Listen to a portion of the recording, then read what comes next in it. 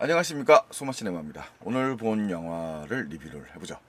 오늘 영화는 베니스 유령 살인 사건인데요. 이 작품은 케네스 브래너, 이 영화의 연출자이자 주연 배우인데요. 이분이 지금 세 번째 연출하는 원래 추리소설계의 아주 유명한 명탐정, 이름이 좀 어렵습니다. 원래 그 설정상 벨기에 경찰 출신의 인물로 되어 있는 포아르, 네, 에르큘 푸아르의 세 번째 영화 버전이 되겠습니다. 이 작품 전에는 가장 이 스타트를 끌었던 영화가 이제 2017년에 나온 오리엔트 특급 살인이죠. 가장 유명한 포아르가 등장하는 그런 소설을 내겠습니다. 원작 자체가.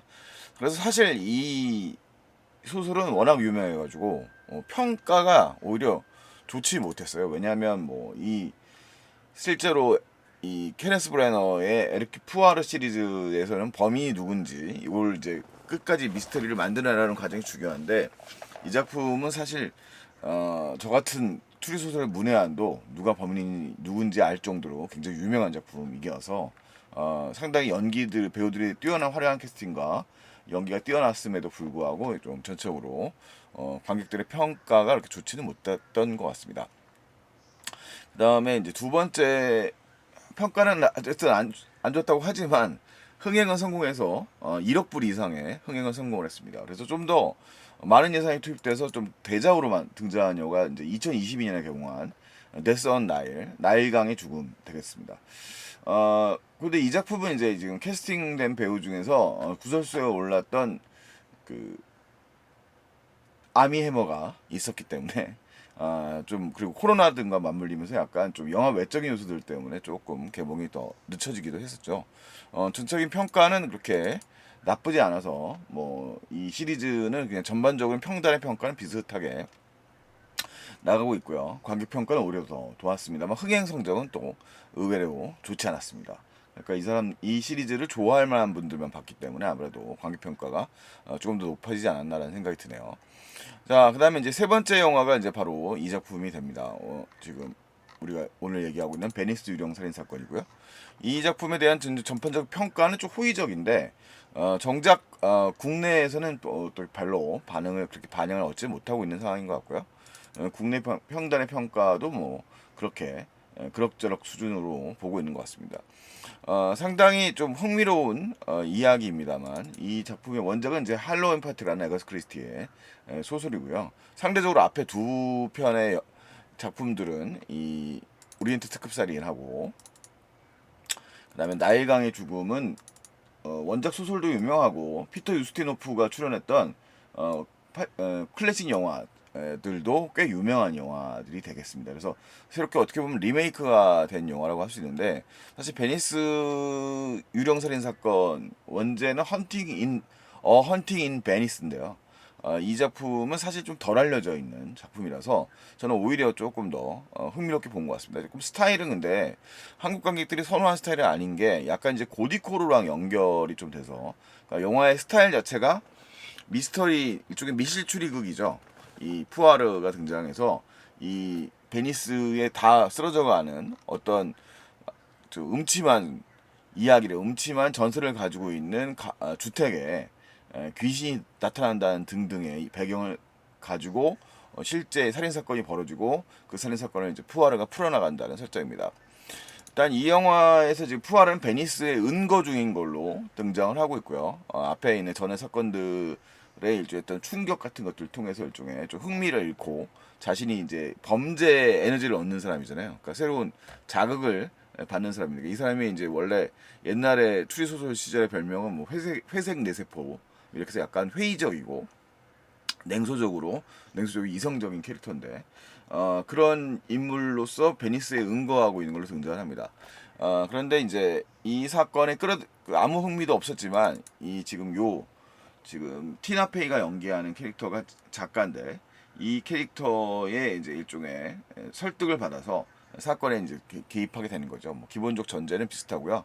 영화의 이제 앞뒤 결말에서 푸아르가 이제 일단은 좀 침체된 상태, 약간 반은퇴 상태에 있다가 이 에너지를 바꿔서 새로운 좀 자극을 먹고 새로운 좀 활력을 얻는다라는 설정 정도로 좀 인물의 앞뒤가 성장하고 있다는 얘기가 되겠습니다.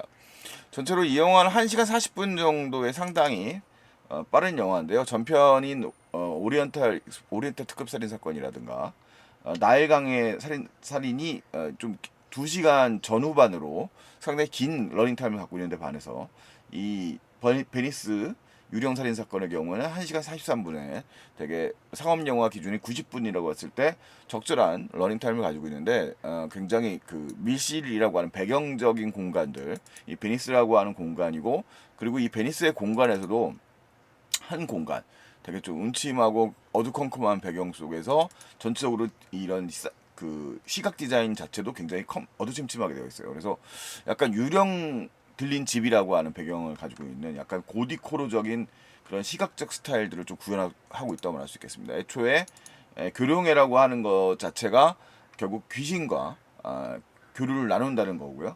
영매인 레이먼드라고 하는 여성이 등장을 하죠. 그래서 이 영화에서 아마 지금 이 주연인 케네스 브래너보다 더 유명한 양자경이 이 영화에서 레이먼드라고 하는 영매로 등장을 하는데, 사실은 영화의 예고편에 있는 존재감에 비하면 일단은 여기서부터 이 부분에서는 제가 범인이 누군지에 대한 얘기는 하지 않을 겁니다. 이 영화는 사실 범인이 누군지를 파악해 나가는 것이 또 굉장히 중요한 요소고, 정보가 없이 봤을 때 더 흥미로운 영화이기 때문에 범인이 누군지 정도는 얘기하지 않겠지만 영화의 일부 얘기를 안 하면 전체적으로 리뷰가 안 되기 때문에 얘기를 조금은 할 겁니다. 앞부분의 얘기는. 그러니까 그런 점도 싫으신 분들은 영상을 더 이상 보실 필요가 없으시겠습니다. 자, 어쨌든 간에 양자경은 사실은 이제 맥커핀에 가까운 존재라고 말할 수 있겠어요. 그래서 영화에 보면 이 시리즈에서 보면 이제 원래 유명 배우들이 보통 희생자가 되는 경우들이 전작에서도 보면 등장하는데, 뭐 오리엔탈 특급 살인에서는 이제 자니 데비 희생자가 되고, 그다음에 이제 나일강의 살인하는 경우에는 이제 겔가도시 등장을 하죠. 자, 양자경도 이제 마찬가지로 희생자가 되는 그런 캐릭터가 됩니다. 그러니까 전반부에 좀 존재감을 확 뿜어내고, 전체적으로 이제 이 영화가 전작들과 다른 약간 호러적인 요소들이 많다는 것을 좀 확실히 각인시키고 난 다음에 이제 영화상의 스토리상에서 이제 퇴장하게 되는 거죠. 자, 전체적인 등장인물들이 이제 어차피 이 중에 범인이 있는 거기 때문에 지금 이제 양자경은 이제 이쪽에 맥커핀이라고 얘기했고요. 이 퍼즐을 풀 사람은 케네스 브래너가 연기한 에르큘 포아르고, 그 다음에 양자경, 그 다음에 이 제이미 도너는 이 영화에서 이 영화의 이 안주인, 이 집의 주인공이라고 집의 주인이라고 할 수 있는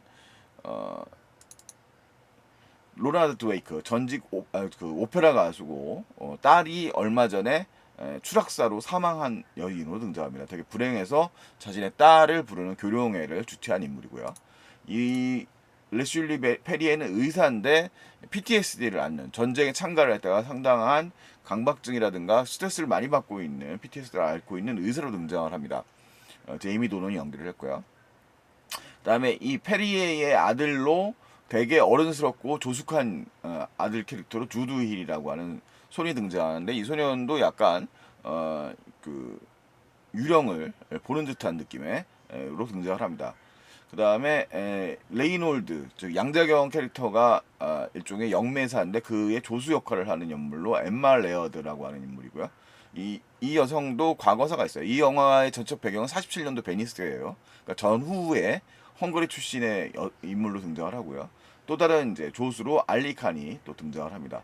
홀란드란 이름을 보면 둘이 이름을 보면 알겠지만 둘은 이복 남매예요. 그다음에 티나 페이가 이제 유명 작가로, 베스트셀러 작가로 이 포아르를 갖다가 이 사건에 끌어들이는 인물이고요. 그다음에 로나드 웨이크 아까 말씀드렸고, 맥심 제라드는 이제 사망한 이 지금 드레이크의 딸이 사망했는데, 그 로에나의 딸이 사망했는데 그 딸의 전 약혼자인데 일종의 배신자, 약혼을 깨고 나간 그런 인물로 나옵니다. 그리고 이 집의 전직 수녀인 가정부 카밀 코탄이 등장을 하고요. 그 다음에 경호원, 포아르의 경호원으로 전직 역시 이탈리아 경찰인 비탈레 역할의 리카르도 스카르 마르치오가 등장하고 있습니다. 그래서 전작들에 비하면 좀 캐스팅 자체는 화려함이 좀 덜하긴 한데 나름대로 저격을 맞아서 오히려 이 미스테리의 그 의심이 범인이 누구인가를 좀 더 갈피를 못 잡게 해주는 그런 역할들을 잘 수행하고 있다고 말할 수 있을 것 같습니다. 뭐 나름 저격들이라고 말할 수 있을 것 같고요. 전반적으로는 굉장히 분위기를 전편들에 비해서 훨씬 중시하는 영화입니다. 전적으로 이제 스타일이 아까 말씀드린 고디코로의 스타일들이고 시각적으로도 지금 여기서는 지금 스틸들에서는 뭐 그게 두드러지지 않고 있는데 이 광각 같은 장면들이 많이 있어요. 그래서 광각 네. 이 좁은 공간을 배경으로 하고 있기 때문에 하나의 가옥을 공간으로 삼고 있기 때문에 그 공간의 깊이감을 극대화시키는 이런 광각적인 영상들 그리고 이제 인물들을 구석에 배치하거나 하는 좀 그 시각적 스타일들이 이제 고디코로의 스타일들 인물 왜곡감이라든가 이제 사물을 왜곡한다거나 공간의 깊이감을 더 많이 집어넣는다거나 이런 식의 효과들을 넣어서 이 좀 으스스한 분위기를 만들어냅니다. 그러니까 전반적으로 영화가 아주 뭐 쇼킹하게 뭐 공포감을 확 준다기보다는 호러적 요소들을 갖다가 미스테리 이야기 구조에다가 넣으면서 영화의 이제 그런 긴장감을 올리기 위한 장치들로 작동되고 있다고 말할 수 있겠죠. 그리고 이 예고편에서 등장하는 장면 중에도 뭐 여러분들이 지금 스틸로는 느낄 수 없겠습니다만 이 지금 바디캠을 활용한다든가 이 지금 포아르의 움직임 장면에 바디캠을 활용한다든가 그 다음에 일종의 환각인지 아니면 실제인지 모를 만한 이런 좀 유령을 본다든가 하는 장면들을 좀 집어넣고 있어요. 그래서 전반적으로 뭐 크게 이 자극적인 호러라기보다는 이제 으스스한 분위기를 만들어내는 그런 호러적 요소들이 많이 장치되어 있어서 이 안에 좀 좀 밀폐된 긴장감들을 극대화시키는데 상당히 애를 쓰고 있습니다. 일단은 지금 양자경이 초반에 등장해서 이제 이목을 끌고 그 다음에 일종의 맥거핀 역할을 한 다음에 그 전체적으로 이제 이야기의 구조는 범인이 누구이냐인데요. 총 살인이 이 영화에서는 언급되는 회상에서 언급되는 여기 이 안주인의 딸이 이제 이미 사망한 것이 전제되고 교룡이를 통해서 그 딸을 불러내기 위한 것이고 그 다음에 이 모여 있는 인물들 중에 두 명의 인물이 더 사망하게 됩니다. 그래서 이 사망 사건, 살인 사건의 범인이 누구인가를 찾기 위한 과정이 있는데요. 재밌는 점은 47년도라고 하는 배경답게 이 각각 인물들이 갖고 있는 그런 트라우마들의 요소들, 강박적 요소들을 상당히 많이 다루고 있다는 점이고요. 그, 그 요소들이 뭐 직접적으로 사건의 뭐 큰 계기가 되었다기보다는 이 영화의 여러 가지 이제 그 추리를 만들어내는 여러 가지 근거들을 만들어낸다는 거죠. 그래서 결국은 이제 푸아르는 이 전체의 사건들을 조망하고 이 각각의 이 사건에 얽혀 있는 각각의 인물들의 이해관계를 이해하고 마지막에 이제 최종적으로 이 범인을 지목하는 과정을 거치는다고 말할 수 있겠습니다. 뭐 다양한 인물들을 조금씩은 다 의심할 요소들을 넣는데요. 그것들이 뚜렷하게 뭐 이성적 근거라기보다는 이제 이 사람의 과거, 그다음 이 사람의 의문스러움 같은 것들이 각각의 인물들에 모두 보여져서 그 인물들이 어떤 일을 저질렀을까라고 하는 요소들인데 마지막에 이제 흩어져 있는 퍼즐들이 마지막에 정리되어오는 단계라고 할 수 있는데요.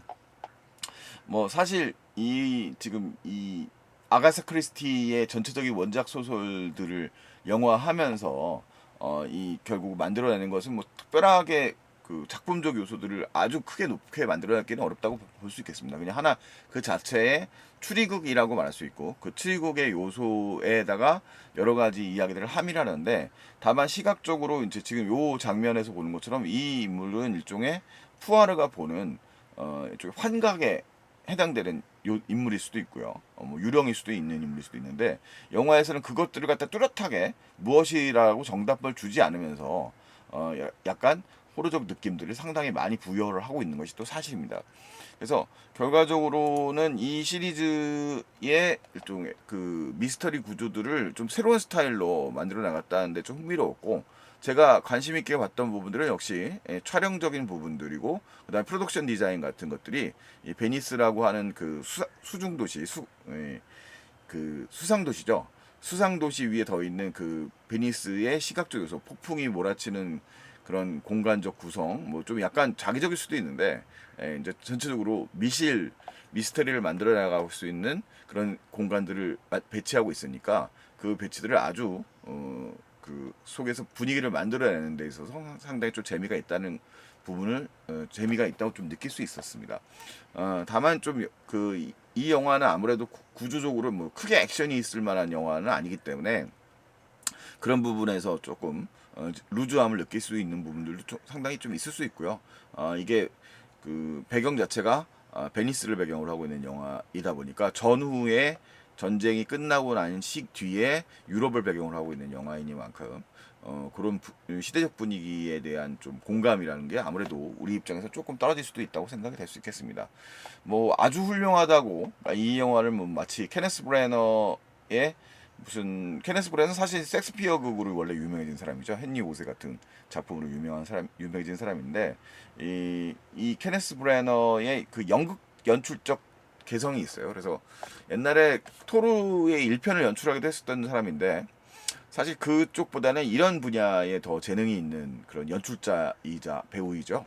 그래서 이 기본적으로 이 시리즈 푸아르 시리즈의 경우엔 대부분 폐쇄 공간 안에서 각각의 인물들이 부딪히는 그런 그 연극적인 연출들이 상당히 많은 영화인데 거기다가 영화적 요소들을 첨가를 했기 때문에 해외 평단에서는 그런 고디코로의 분위기를 잘 만들어냈다는 점에서 평가가 높은 부분이 좀 있습니다. 그러니까 본격적인 호러물은 아니지만 그런 고딕호러적 영화적인 그런 오마주들이 같이 이 영화 속에 담겨져 있으면서 특유의 좀 분위기를 만들어낸다. 그래서 오히려 이 케네스 브래너의 세 편의 푸아르 영화 연작 중에서 좀 개성이 좀 있는 그런 작품이라고 평가를 좀 받는 것 같아요. 그래서 호평이라는 느낌인데 사실 뭐 제가 리뷰를 읽어본 건 아니지만 어쨌든 베니스 유령 살인 사건은 사실 이제 범인을 말할 수 없고 뭐 이 미스터리 구조를 너무 심각하게 말할 수가 없기 때문에 많은 얘기를 할 수 없습니다만 각각의 캐릭터가 재미있는 요소들이 많이 있고요. 미스터리가 사실은 이제 서브 플롯으로 범인이 누구인가라고 하는 부분들도 있지만 동시에 또 이제 이 범행이 저질러진 계기가 된 사건에 대한 또 얘기들도 들어져 있어요. 그 얘기들이 이제 또 이 안에 또 다른 미스터리로서 작동을 하고 있어가지고 나름대로 흥미로운 요소들이 많은 뭐 나름대로 흥미롭게 볼 수 있는 영화라고 볼 수 있습니다. 그리고 상당히 이제 티나페이라고 하는 배우는 원래 SNL로 유명한 미국 SNL로 유명한 코미디 배우인데 여기서는 상당히 그 웃음기를 거두고서 진지한 연기를 보고 있다는 측면도 좀 재미있고요. 여러 이 뭐 우리들에게 크게 알려져 있는 배우들이 많이 있는 건 아니지만 나름대로 다 개성 있는 그리고 이제 지명도를 얻고 있는 배우들이 있기 때문에 탄탄한 연기들을 보여주고 있기 때문에 뭐 그런 면에서 흥미로운 영화가 되겠습니다. 베니스 유령 살인 사건이었습니다. 여러분들도 이왕이면 이 영화의 시각적 그런 느낌들을 받아보시게는 극장에서 보시는 것이 더 좋겠죠. 베니스 유령 사건 이상 오늘의 리뷰였습니다. 다음에 또 만나도록 하겠습니다. 안녕히 계십시오.